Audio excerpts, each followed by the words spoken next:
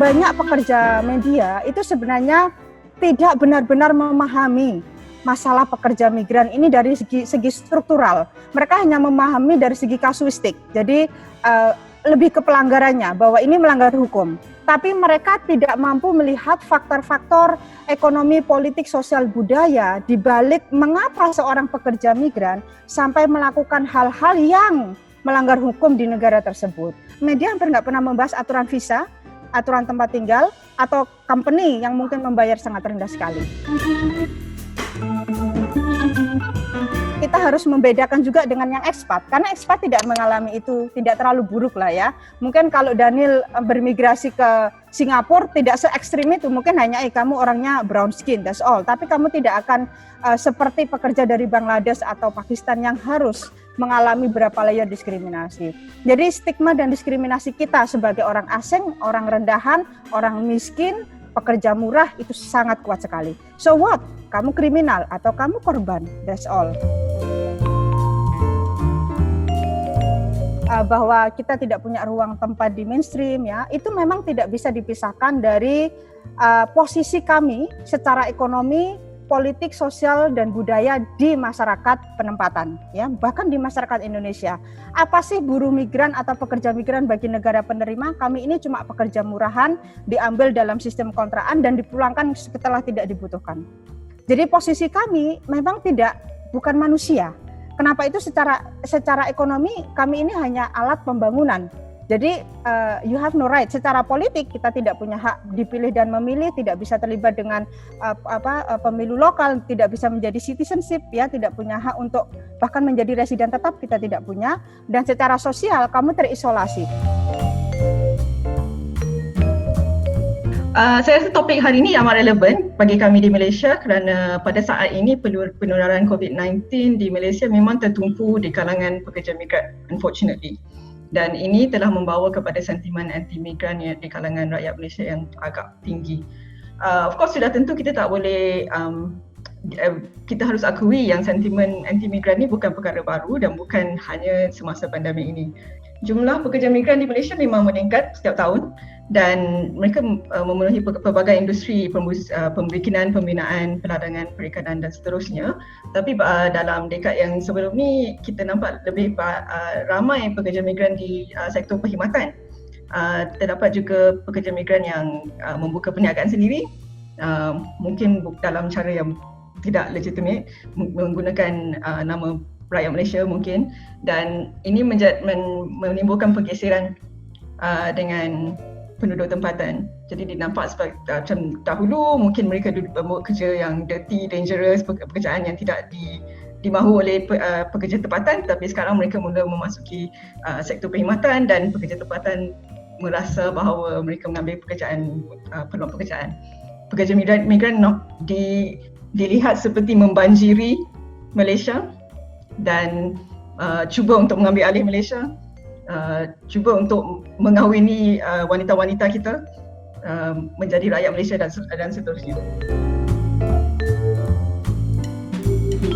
Harus menjadi perhatian khusus, jadi memang harus dipastikan penanganan kepulangan dan pemulangan pekerja migran kita memang harus tetap patuh pada protokol kesehatan yang non-diskriminatif. Perhatian serius itu penting, tetapi tidak boleh dimaknai sebagai proses sekuritisasi yang mengarah pada stigmatisasi, diskriminasi atau bahkan sampai represi. Pada sisi lain kita juga harus menerapkan seperti juga prinsip SDGs ya, no one left behind. Tidak boleh seorang migran pun ditinggalkan. Misalnya dalam konteks akses pada semua kebijakan, pada semua layanan, juga pada kebijakan utamanya jaring pengaman sosial dampak COVID-19. Jadi harus ada inisiatif untuk memperbarui mereka, mendekatkan mereka pada akses layanan, karena menurut saya dampak ini akan panjang. Tulisan yang positif itu punya dampak yang sangat, saya ingin mengarah ke yang positif tadi ya. Mereka yang paham isu migran, dia membangun simpati lewat menjelaskan mengapa seseorang menjadi seperti itu. Itu tulisan yang sangat bagus sekali. Teman-teman pers itu selain mereka harus punya kemampuan untuk menguasai teknologi, teknik wawancara sebagainya, mereka tuh juga harus punya yang namanya perspektif lah. Lebih apa-apa tuh lihat dari perspektifnya. Jangan cuman, nah ini dia penyakitnya teman-teman media, terutama yang anak baru nih. Kebanyakan saya lihat teman-teman di Indonesia ini hobinya adalah ngejar clickbaits, ngejar targetnya clickbaits. Jadi mereka tuh kalau bikin berita udah 2 paragraf aja cukup. Pembantu rumah tangga di Hong Kong menulari majikan, itu leadnya. Nanti ceritanya entah apa begitu, lalu cuma 2 paragraf, terus dibilang lihat halaman berikut. Nah halaman berikutnya tuh udah yang enggak, ceritanya udah enggak connect gitu ke situ. Di Malaysia kini kita ada beberapa dasar yang kami harapkan dapat meminimalkan impak negatif terhadap golongan migran. Sebagai contoh, kami memang tidak akan menggunakan frasa illegal workers. Dan kami cuba menggunakan frasa seperti undocumented workers kerana kami fikir ya mungkin perubahan yang kecil, tapi jika kami tidak menggunakan perkataan illegal, ia tidak akan menumpukan perhatian kepada legality. Sebab as we know, no human is illegal.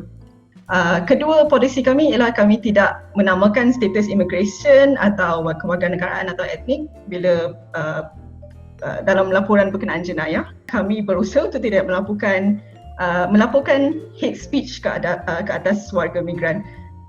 Kadang-kadang sebab media banyak melaporkan benda macam kalau ada seorang tu dia newsmaker lah, mungkin seorang menteri atau apa kan dia buat kenyataan. Walaupun kenyataan tu dikira hate speech, kita akan laporkan. Sebagai contoh baru-baru ni, ada satu surat khabar ni dia laporkan berkenaan satu pasar di Kuala Lumpur. Pasar ni memang banyak pekerja migran, terutamanya di kalangan Rohingya. Tapi baru-baru ni ada satu raid daripada pihak immigration dan ditangkapnya semua pekerja migran. Dan headline surat khabar ni adalah Pasar Borong Kuala Lumpur sekarang bersih dari warga asing. I mean for me this is very memang jelas itu satu hate speech kerana kita menggambarkan warga asing itu sebagai satu virus atau kotoran. Saling mengedukasi sebenarnya ya, karena pekerja migran juga perlu diedukasi kesulitan dan tantangan dari media itu sendiri. Jadi tidak kita itu hanya menyalahkan atau kemudian kita merasa dirugikan media terus kita menyalahkan. Jadi saya juga tidak setuju dengan cara pandang yang saling menunjuk jari. Jadi diskusi yang diwakili oleh semua stakeholder ini menjadi awal yang baik, dan seperti yang saya sampaikan di PBB adalah libatkan migran di dalam semua diskusi, apapun itu, kecil maupun besar. Itu yang pertama. Yang kedua juga saya memang melihat tantangan kita dalam merombak yang 70% negatif media tadi menjadi positif tadi, sama seiring kita merombak masyarakat kita, bagaimana mereka lebih open minded, lebih mencintai keberagaman, dan juga lebih mencintai inclusivity ya. Dan itu memang sebuah perjuangan yang sangat berat yang tidak cukup dilakukan oleh satu pihak atau satu kalangan. Itu membutuhkan kerjasama yang saling sinergis ya, baik di akademisi, baik di grassroots ataupun di tokoh masyarakat, bahkan orang-orang pemerintahan yang memang simpatetik, itu semuanya punya peran. Pentingnya juga ada training-training di kalangan pekerja media itu sendiri.